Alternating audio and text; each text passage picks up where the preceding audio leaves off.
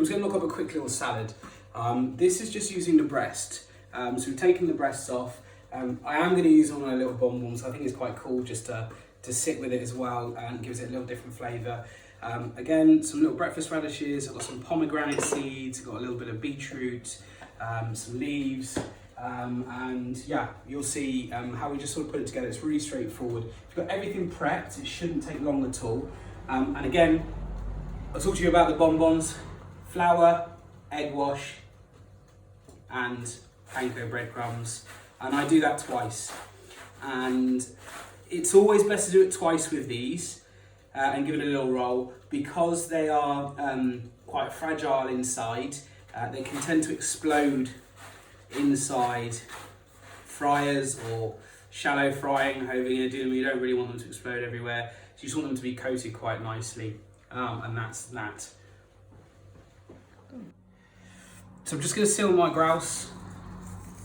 Salt. I don't season with pepper, that's just me personally, but you can if you really want to. Into a hot pan.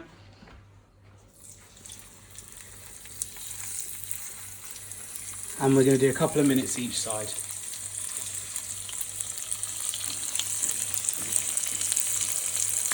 Starting to get lovely golden brown, back on that side. Again, lovely golden brown, back on that side, finish them up. Big knob of butter, sprig of thyme, straight in. Flip them over. Get the thyme involved in it as well. Some chefs put garlic in there. I'm just going to do a little bit of thyme, that just helps it. What I do from here now on is let that all go through and then pull it off to the side, let it rest, and that's it, job done. And how long, sorry, did you say you were going to cook that for? That's just to So it's literally about 2.5 minutes on the skin side, and about 1.5 minutes on the other side, and then I'll let that rest. Big knob of butter, bring it up, and then obviously nappe it over the top, and we're done. So as we talked about, I'm just going to do a little bonbon as well. I've dropped that in the oil. That's going to take just as long as those grouse goujons that we did as well.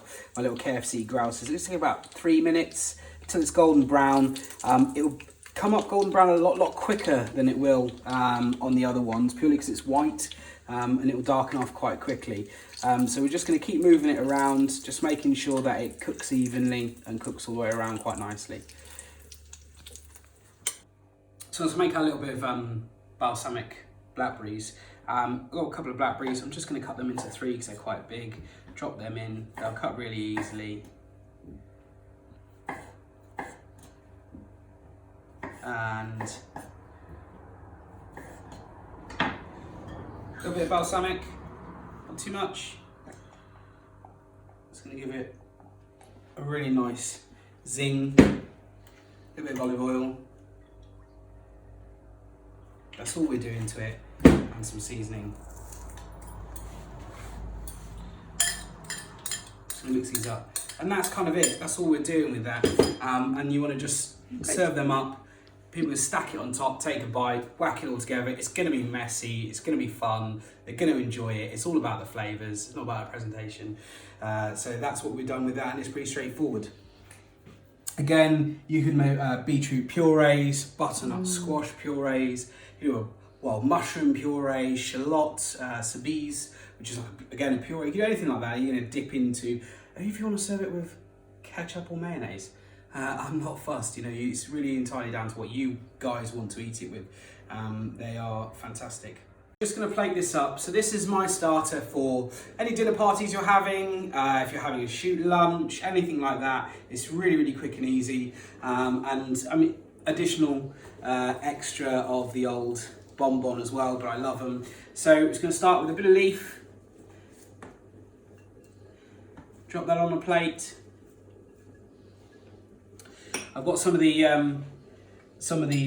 pomegranates. I'm going to drop a few of them in with our little blackberry reduction. Just watch out for the pith. It doesn't taste very nice. So just give that a little mix. Got some beetroot as well, which I'm just gonna chop into quarters. This beetroot I haven't done, I bought it from the supermarket. It's a little fiery beetroot, so it's gonna have this really nice vinegary kick to it as well. And I tend to just plate up a couple of pieces. Grouse best has been resting. How long do you normally rest them for? A couple of minutes. Everyone talks about resting them on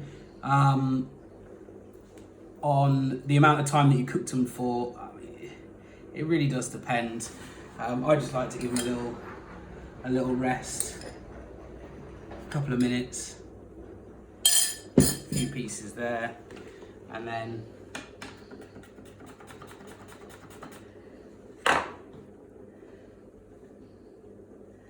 that's it. There's nothing special. It'll just be a really nice little yummy eat. Okay. Lots of great flavours. Still pink inside, it retains moisture. You can see all the moisture there in it as well. And we've got a little bonbon as well. That's going to help with the flavour. So, Louisa, I hope... Oh, Look at that bad boy. that looks amazing. So, I'm going to get straight into it. I'm sorry, but... It's lovely. And just, I'm one of these ones, I like a bit of everything all on the fork. Mmm.